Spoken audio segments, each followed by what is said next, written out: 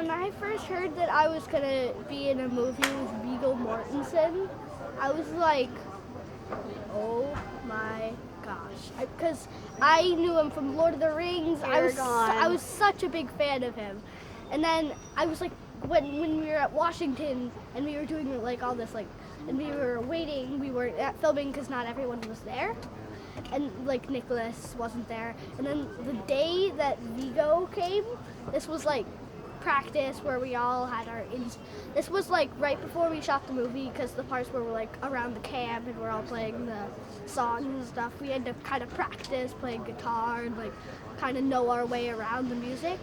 And I drew Viggo a picture of him as him from Lord of the Rings, and I wrote, "I know who you are," and then I gave it to him. But I think it was so fun to be with Viggo. He really made the whole cast feel like family. It was the same thing for me.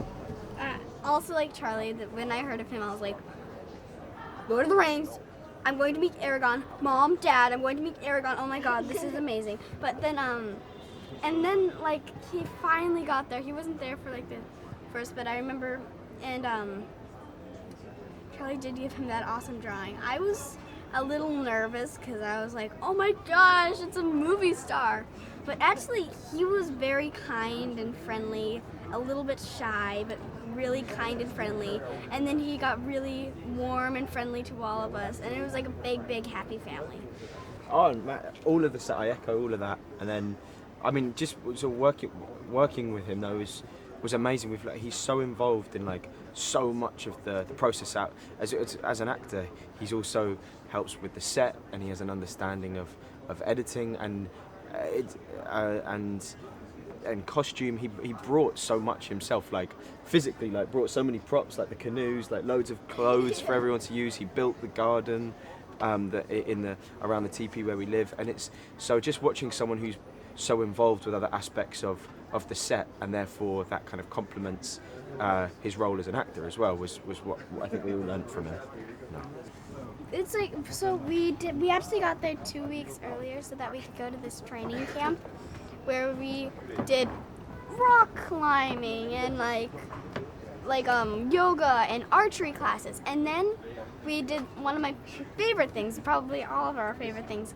We went to an overnight boot camp where we learned how to make a fire, we learned how to track animals, we learned how to make traps for mice. It was a way. We built a shelter and slept in it. So like there was like 6 people all just snuggled in a tiny little like Covered stick in moss shelter. and ferns. Yeah. Like We had this like survival wilderness camp, and there was this meadow, and there was like some cabins, and then they're like, well, and they're like cabins, and I'm like, oh, I guess this isn't really wilderness. We're gonna sleep in cabins, and then they're like, well, here's your stay, parents. Come with me, kids. And they led us like through into the woods, and they're like, let's build a hut out of moss and grass. And we did that, and we all snuggled up in a little moss house. And no, we didn't really speak too much about it in terms of, I guess also Bo is the eldest, but he's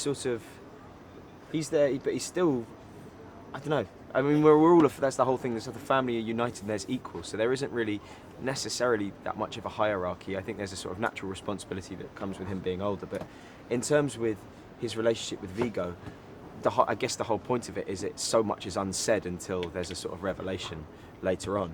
That therefore we didn't really discuss it too much and just kind of allowed that to come when we got to that bit. So no, we just took it scene by scene, really. We didn't really have a conversation about plotting a kind of arc before then.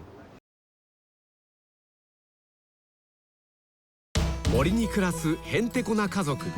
獲物を取って大自然で遊び、焚き火の明かりで本を読む。Blank length versus blank time? そんな彼らに届いた悲しい知らせ。Last night, your mother is dead. 葬儀に出るため初めての大都会へ。They have hot dogs. what's cola? Poison water. Organic and non-GMO. How did you kill those chickens? There's a rotisserie chicken, so you buy it it's already dead. It's child abuse. They're going to be totally unprepared for the real world. I am a freak because of you! 戸惑ってぶつかり合っておかしな家族がたどり着いた本当に大切なものとは。 Leslie's last will and testament. 始まりへの旅。